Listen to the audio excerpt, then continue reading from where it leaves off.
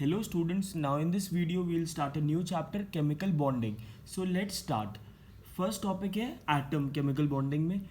Atom क्या होता है? An atom is the smallest unit of matter taking in a chemical reaction. So हमको पता है एक सबसे स्मॉलेस्ट पार्ट है मैटर का एटम. ओके, सो मैटर का सबसे स्मॉलेस्ट पार्ट होता है atom. It is build up of atomic particles. छोटे छोटे सब एटॉमिक पार्टिकल्स का बना है.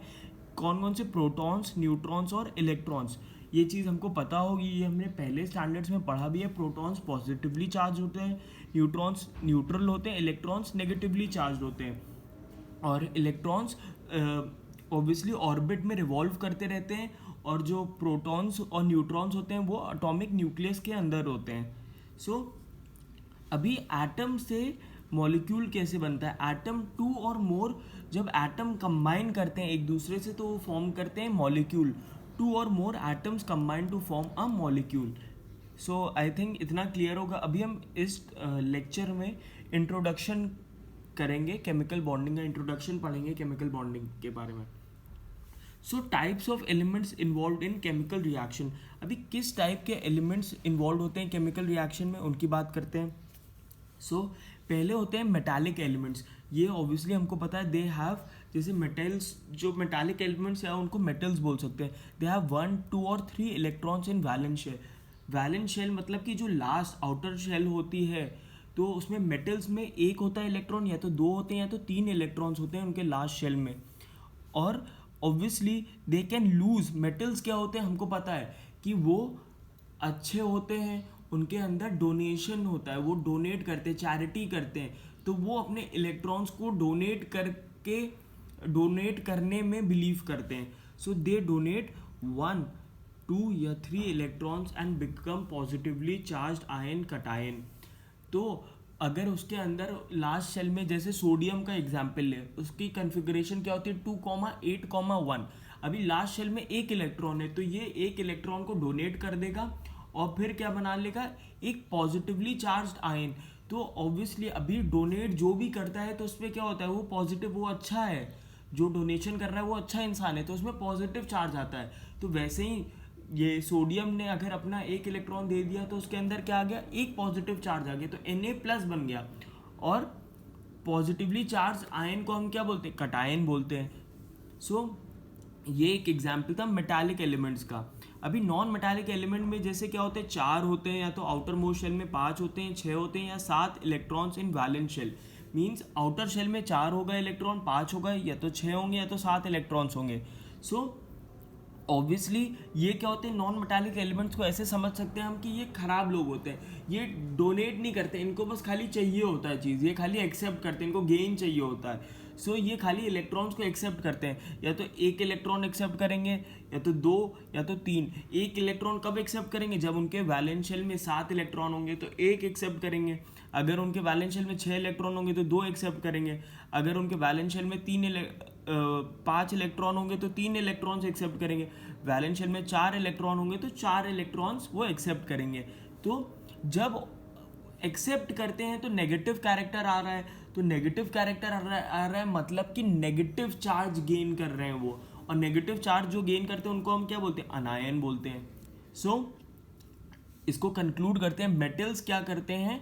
जो इलेक्ट्रॉन्स को डोनेट करते हैं और उन पे पॉजिटिव चार्ज आता है, उसको वो फॉर्म करते हैं कटायन. और जो नॉन मेटल्स होते हैं वो इलेक्ट्रॉन्स को एक्सेप्ट करते हैं या तो गेन करते हैं, और वो उनके अंदर नेगेटिव चार्ज आता है जिसको हम बोलते हैं अनायन. सो अभी हम बात करेंगे केमिकल कॉम्बिनेशन की, जो बहुत इंपॉर्टेंट टॉपिक है इस पार्ट में. Chemical combination, atoms combine to form a molecule by 2 ways. हमको पता है एटम कंबाइन करेगा, दो एटम कंबाइन कर सकते हैं, तो 3 एटम कंबाइन कर सकते हैं, और भी एटम कंबाइन कर सकते हैं. क्या फॉर्म करते हैं? मॉलिक्यूल फॉर्म करते हैं. तो 2 तरीके हैं इस चीज़ के, 2 ways are there.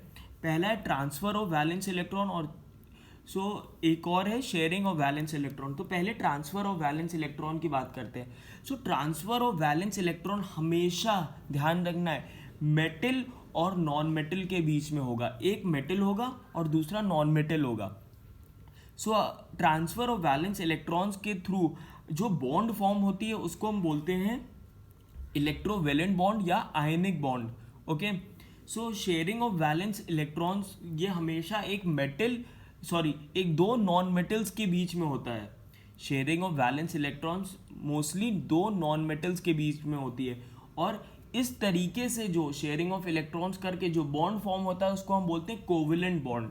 So transfer of valence electrons metal और नॉन मेटल के बीच में होता है, और उसको हम बोलते हैं जो बॉन्ड फॉर्म होती है उसको इलेक्ट्रोवेलेंट बॉन्ड बोलते हैं, या तो दूसरा नाम है उसका ionic bond. Sharing of valence electrons जो एक दो नॉन मेटल्स के बीच में होता है मोस्टली, उस तरीके से जो बॉन्ड फॉर्म होती है उसको हम बोलते हैं कोवेलेंट बॉन्ड। सो अभी हम बात करते हैं केमिकल बॉन्डिंग। तो ये चीज़ थोड़ी सी इंट्रोडक्शन थी, मैंने थोड़ी सी बात आपको डिटेल में इसलिए करी ताकि आपको थोड़ा सा एक समझने का चैप्टर का थोड़ा सा एक आइडिया लग जाए। ओके, तो हम क्या आगे डिस्कस कर रहे हैं। केमिकल बॉन्डिंग क्या होता है? द लिंकेज और force which acts between two or more atoms to hold them together as a stable molecule। एक फोर्स जो एक्ट करेगी दोनों मॉलिक्यूल्स के बीच में, दोनों एटम्स के बीच में, ताकि एक स्टेबल मॉलिक्यूल फॉर्म हो जाए।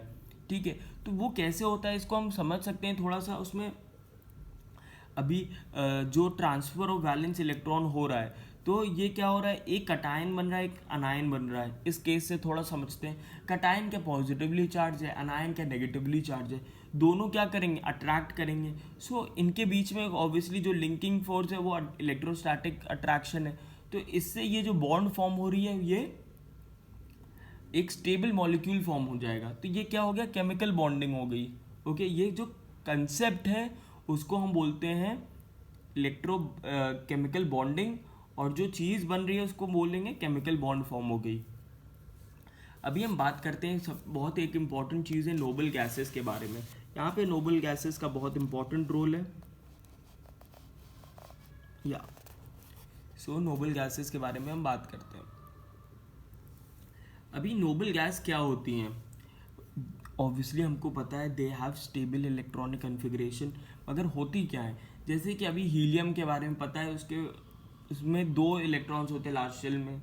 ओके, अभी नियॉन में 8 इलेक्ट्रॉन्स होते हैं। उसके बाद आर्गन है, उसमें भी 8 इलेक्ट्रॉन्स होते हैं। मतलब कि उनका जो लास्ट शेल है वो कंप्लीटली फिल्ड होता है। जैसे हीलियम में खाली जो हमको पता है वो तो रूल है कि पहले शेल में खाली 2 इलेक्ट्रॉन होते हैं, तो तब भी उसका जो लास्ट शेल है वो डुप्लेट रूल फॉलो करता है।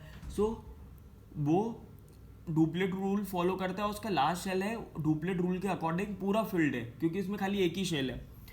और नियॉन जो है वो ऑक्टेट रूल फॉलो करता है, मतलब उसका लास्ट शेल पूरा फिल्ड है, उसमें 8 इलेक्ट्रॉन्स है। आर्गन का भी सेम है, वो भी ऑक्टेट रूल फॉलो करता है, उसके भी जो लास्ट शेल है वो पूरा फिल्ड है। ये जो नोबल गैसेस, नोबल क्यों बोलते हैं? क्योंकि ये स्टेबल है, ये ना इलेक्ट्रॉन देगा ना इलेक्ट्रॉन एक्सेप्ट करेगा। ओके, ये केमिकल रिएक्शन में पार्टिसिपेट ही नहीं करते क्योंकि ये ऑलरेडी स्टेबल है। क्लियर?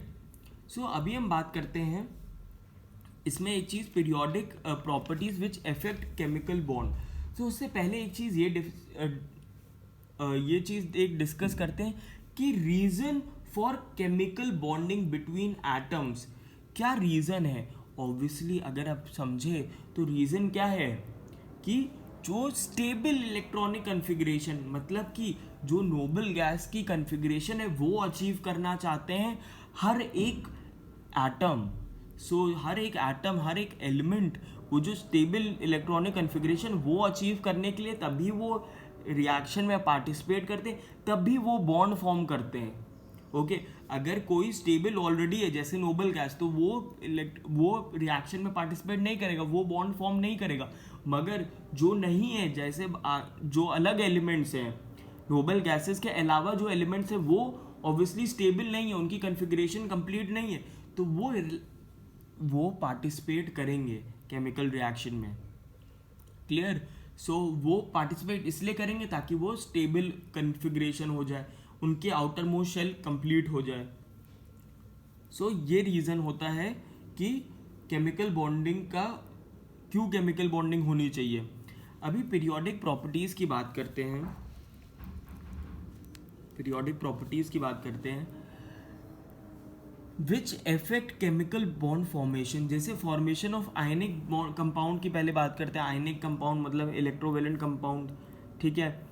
इसमें क्या पीरियोडिक प्रॉपर्टीज़, हमने ये लास्ट चैप्टर जो पढ़ा है, पहला चैप्टर जो इस इसका 10th का है, उसमें हमने ये पीरियोडिक टेबल में पढ़ा हुआ आईपी क्या होता है, ये आयोनाइजेशन पोटेंशियल है, इलेक्ट्रॉन एफिनिटी क्या होता है, इलेक्ट्रोनेगेटिविटी क्या होता है, ये सब हम उस चैप्टर में पढ़ चुके हैं डिटेल में।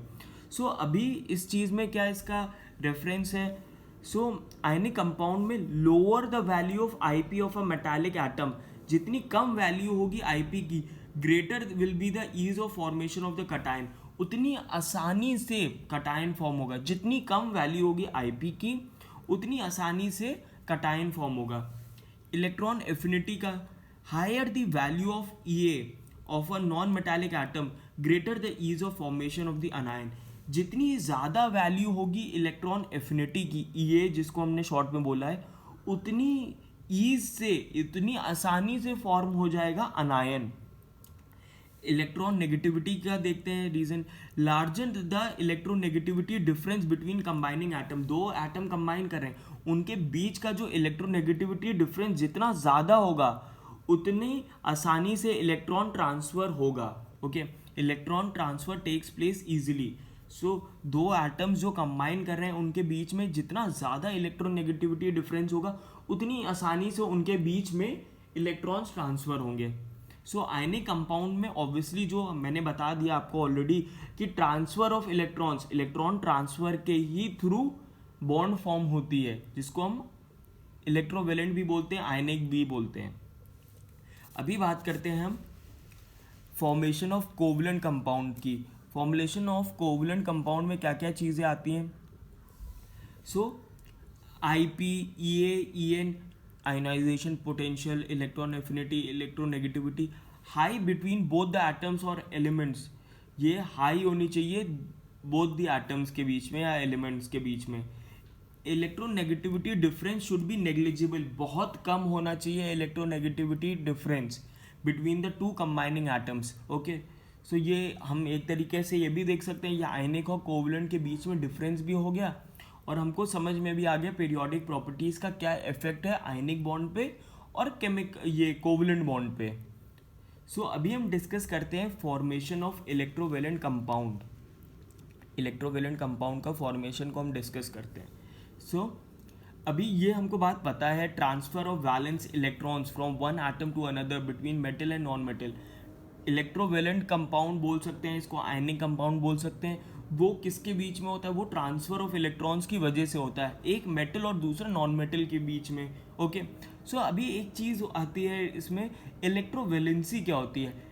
इलेक्ट्रोवैलेंसी क्या होती है, the number of electrons donated और accepted by the valence shell of an atom of a element so as to achieve stable electronic configuration. मतलब कि कितने इलेक्ट्रॉन्स लूज कर रहा है, जैसे अभी मेटल है वो तो इलेक्ट्रॉन्स लूज करेगा, जैसे मैग्नीशियम का एग्जांपल है 2,8,2, ये अभी 2 इलेक्ट्रॉन लूज करेगा तभी इसके आउटर मोस्ट शेल में 8 इलेक्ट्रॉन हो जाएंगे, तो ये कटायन फॉर्म करेगा Mg2+। तो इसकी जो वैलेंसी होगी वो क्या होगी, +2 मेटल के केस में, क्योंकि 2 इलेक्ट्रॉन लूज कर रहा है। अगर ये नॉन मेटल होता जैसे क्लोरीन होता तो उसकी क्या होती कन्फिग्रेशन 2,8,7, तो वो क्या करेगा, एक इलेक्ट्रॉन एक्सेप्ट करेगा। तो उस केस में जो वैलेंसी है जिसको इलेक्ट्रोवैलेंसी बोल रहे हैं वो क्या होती है, उस केस में -1 होती, जो नॉन मेटल्स के लिए -1 हो जाएगा, माइनस होगा, -1 तो खाली क्लोरीन के लिए हुआ एग्जाम्पल, बट जो मेटल्स के लिए वो प्लस में होगा क्योंकि वो इलेक्ट्रॉन डोनेट कर रहे हैं, नॉन मेटल्स इलेक्ट्रॉन एक्सेप्ट कर रहे हैं या गेन कर रहे हैं। सो ये था इंट्रोडक्शन। अभी जो नेक्स्ट लेक्चर में हम बात करेंगे आयनिक और इलेक्ट्रोवेलेंट कंपाउंड का formation. That will be all students, thank you.